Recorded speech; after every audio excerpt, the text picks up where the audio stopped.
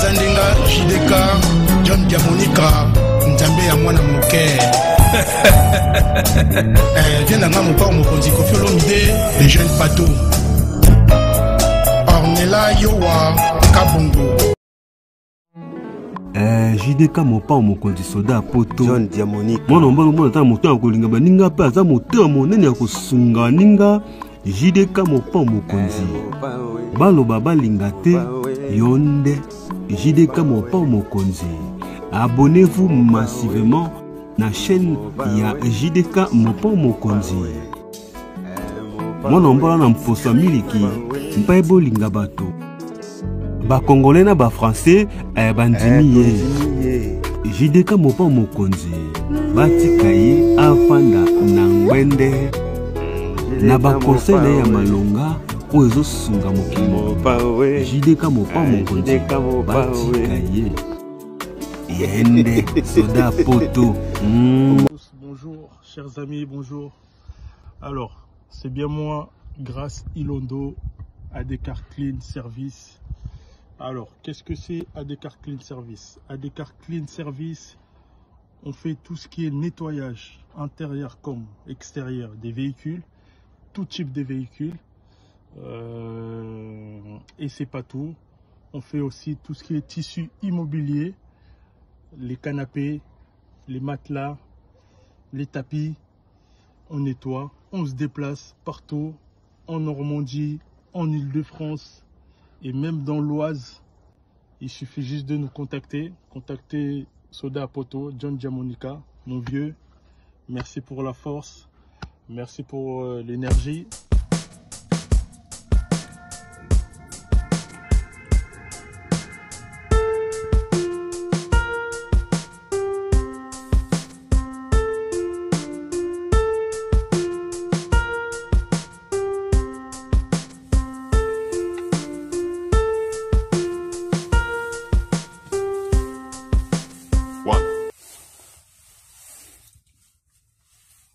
Mbote na bana nyonso ya JDK mopa mokonzi soda ya poto. Merci na patience, merci na confiance pe fidélité oyo bopesaka soda na bino ya mikili.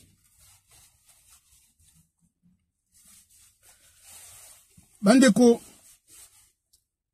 eza pasi na mawa na soni peuple congolais na yo sala émission oyo na pasi na motema, pasi na motema na moni vraiment que kozala congolais eza pasi yango bozomona bato ebele lelo bazako changer ba nationalité na bango eza te parce que balingi mboka te. Bolingo ya mboka ezali. Mais bato baza na kati ya mboka, o baza na kati ya communauté congolaise, même na diaspora congolaise, bazo ki sa la République démocratique du Congo et tous les Congolais en général soni. Soki na bi soni, bande konangai na lobi soni ezali soni bo ndimela ngai. Video na uti komona. Video na uti komona na uti kolanda batinde linga ite ngai moko. Ngai moko par hasard. Nazaka ko beta kaka ndenge beta kaka to luka kaka to tala be mission na kati ya YouTube. Na ke kwea na live na TikTok ya Manuela Kitoko. Manuela Kitoko asali TikTok na ye apese un combo Manuela la reine de Rando, la reine de Rando, c'est-à-dire mutu avandi penza boya lobi ngai na komi reine ya Rando, c'est-à-dire ngai mutu nazali kolo ba Rando. Sikoyo na kolo barando wana azo sa siko be mission oyo ye azo participer te. Ye azo participer na été.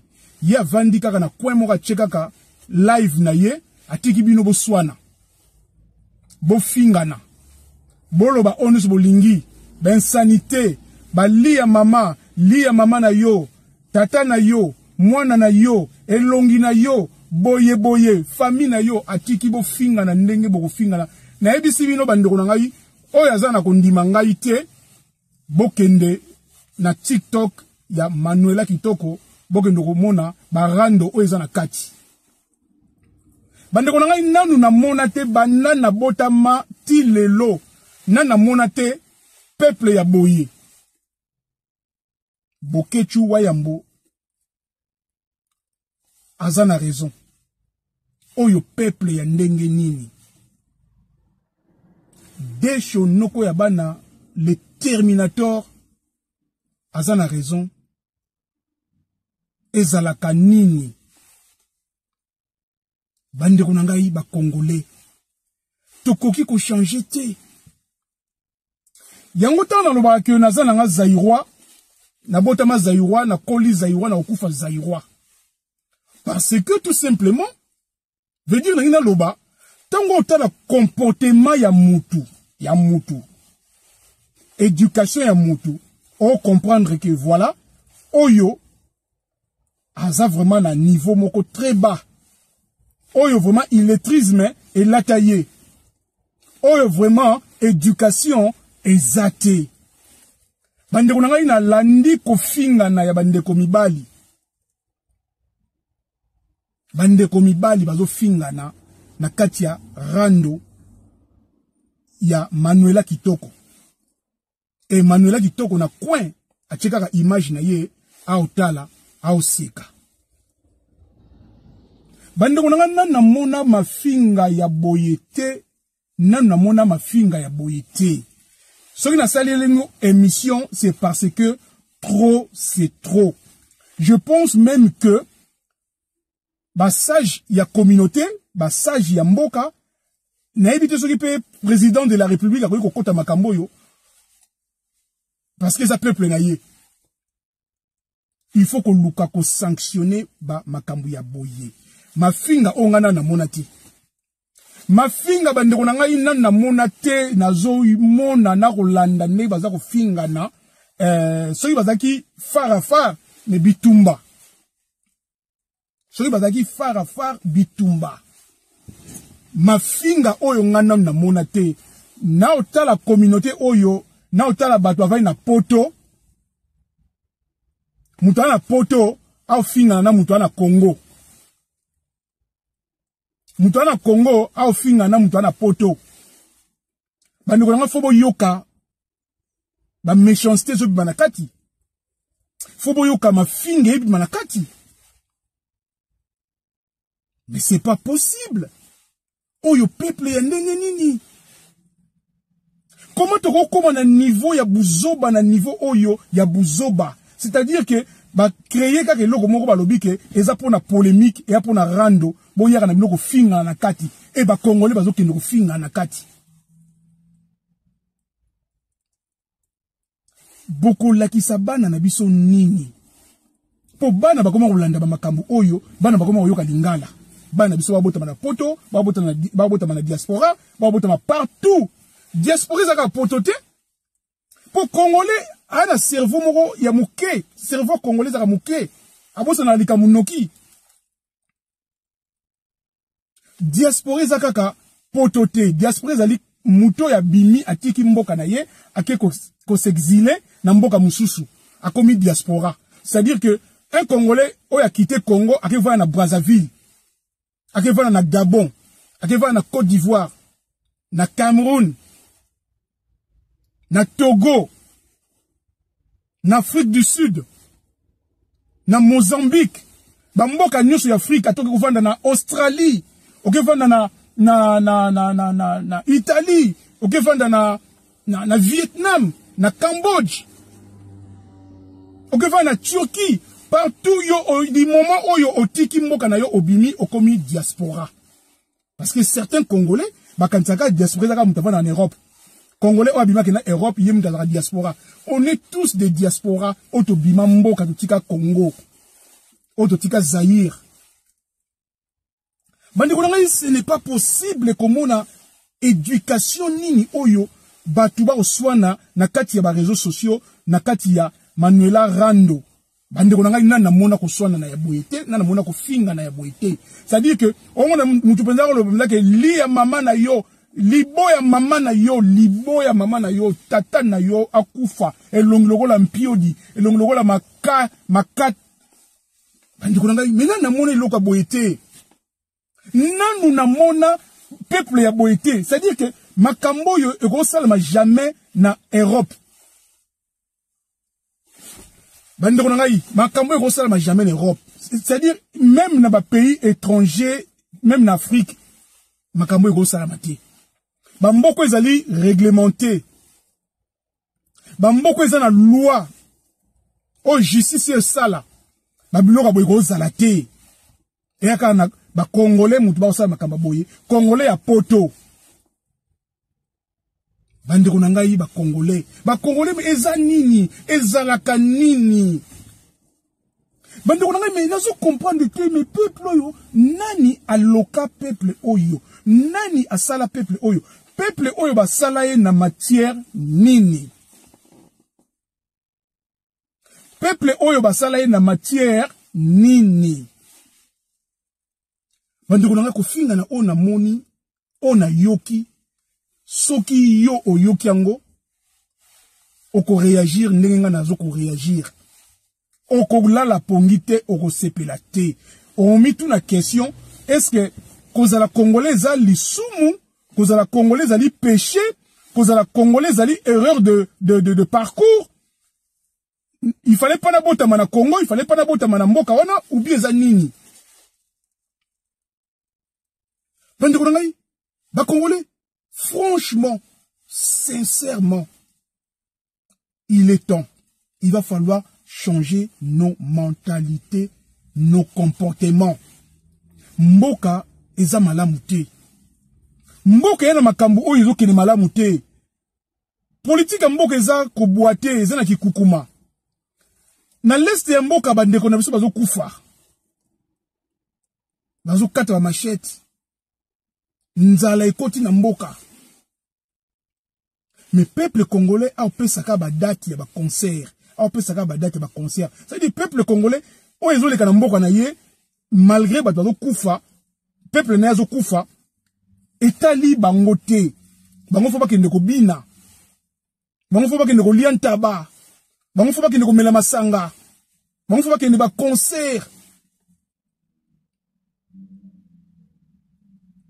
Bandeko nanga na obet lemno lisolo moko rapidement ba pesa ngango lobby hier. Hier car ba opesa nga yango.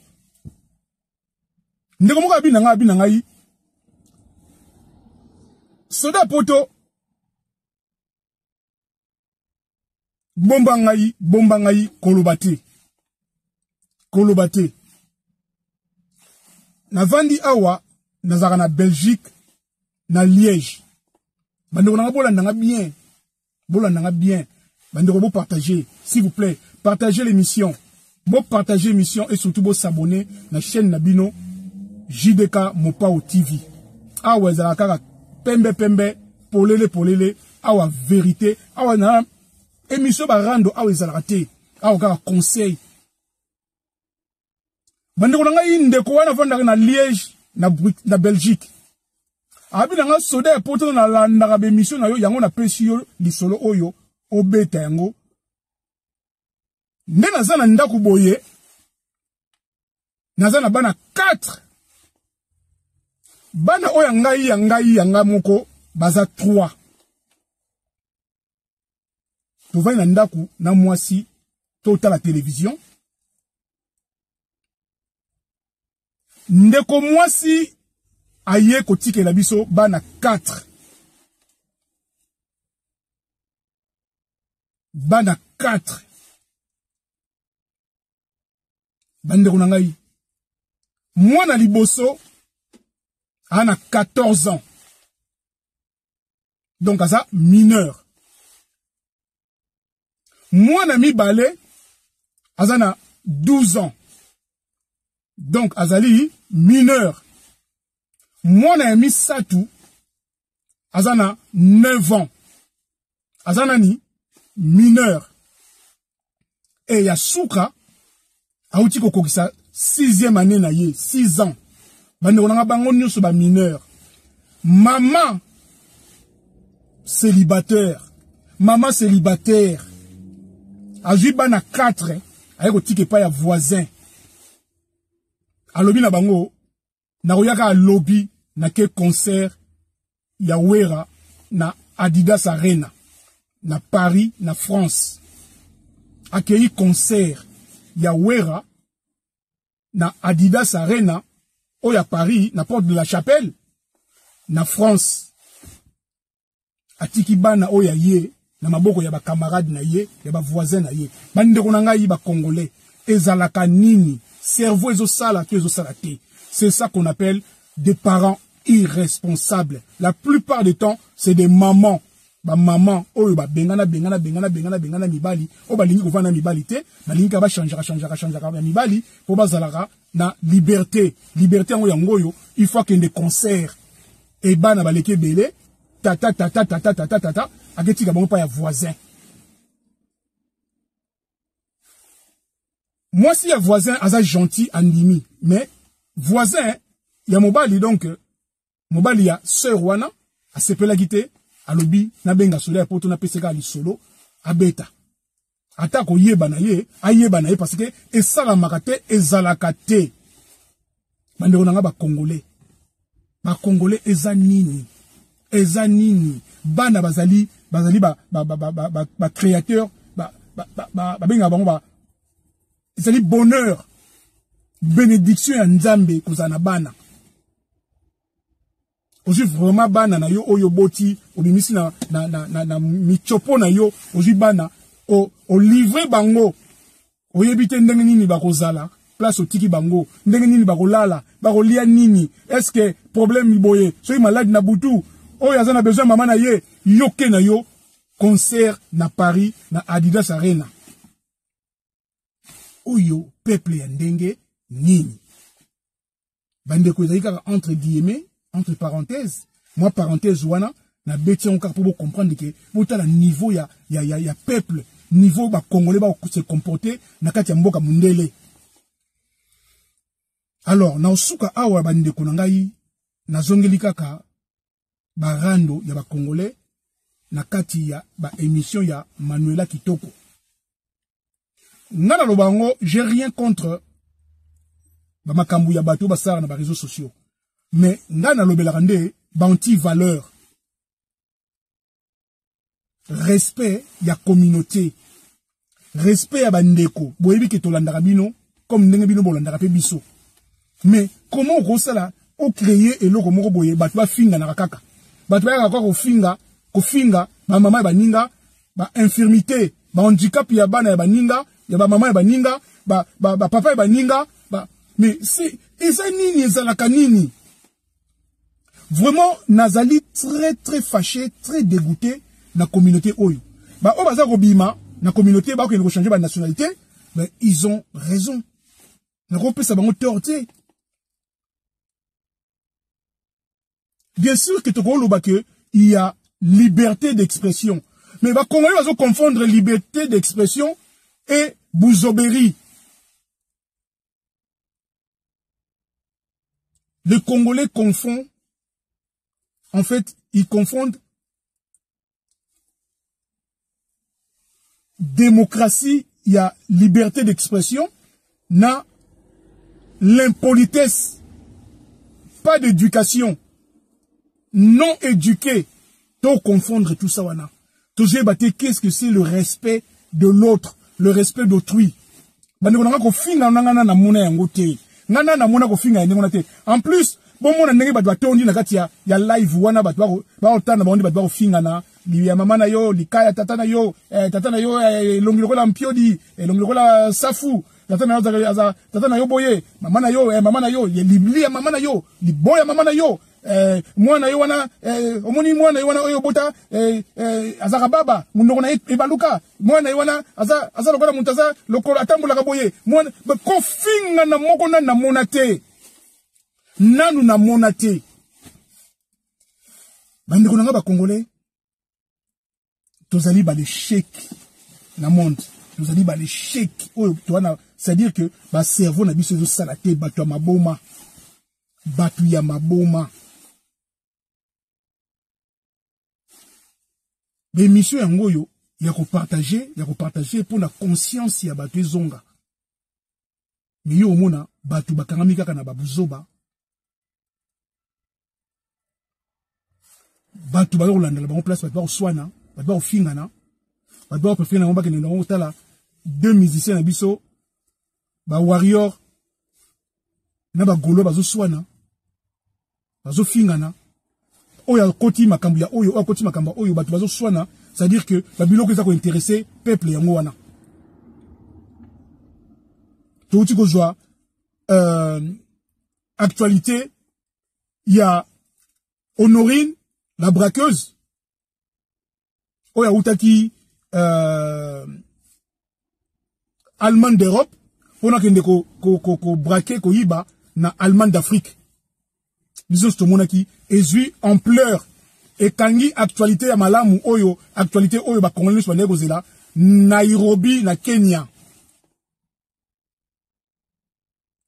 Guzo bane et enveloppé et kangi ba réalité oyo ezoleka na Kenya.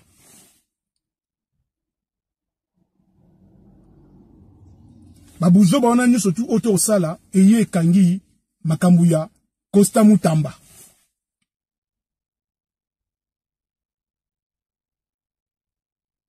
Voire même kutu que Mike Tyson azana mabele na ye na Congo ayaki azana Congo ezolo ba makutu te parce que moyen to lo baba makambwana ezate parce que actualité zali Honorine Nina Exotique 91 290 Arpajon département de l'Essonne. Nous sommes en France. Admirez vous-même ces cadres somptueux prêts à vous accueillir. Pour tout contact, appelez-nous au 01 75 59 94 68 et au 06 23 79 92 94. Nina Exotique, c'est la différence.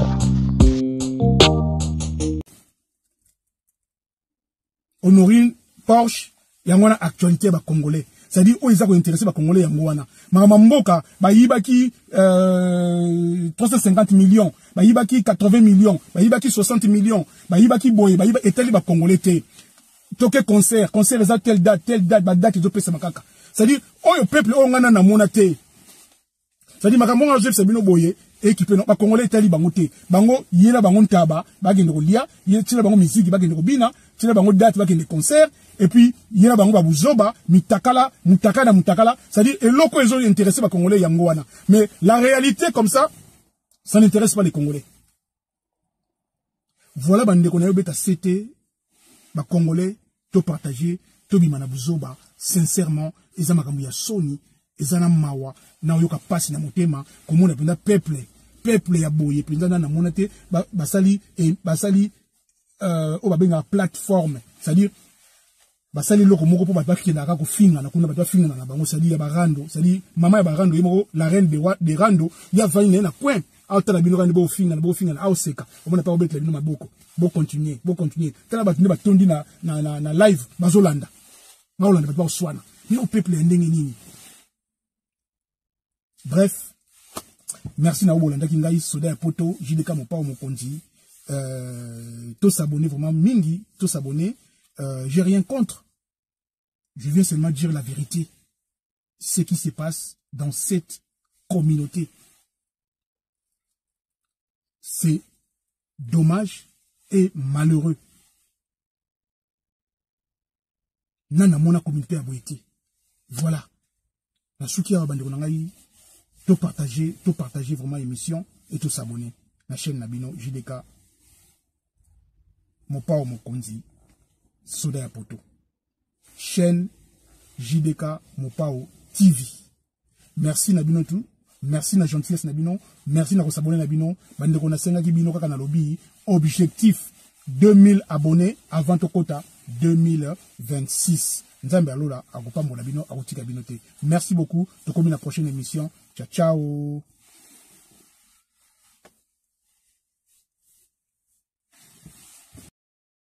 Bonjour chers amis, bonjour. Alors, c'est bien moi, Grâce Ilondo, Adekar Clean Service. Alors, qu'est-ce que c'est Adekar Clean Service? Adekar Clean Service, on fait tout ce qui est nettoyage intérieur comme extérieur des véhicules, tout type de véhicules. Et c'est pas tout. On fait aussi tout ce qui est tissu immobilier, les canapés, les matelas, les tapis. On nettoie, on se déplace partout, en Normandie, en Île-de-France et même dans l'Oise. Il suffit juste de nous contacter. Contactez Soda Poto, John Diamonica, mon vieux. Merci pour la force. Merci pour l'énergie. Si vous avez aimé l'émission, n'oubliez pas de laisser vos commentaires, cliquez sur la cloche des notifications, likez et partagez. JDK John Diamonica TV, votre chaîne. Papa Soldat ya Poto.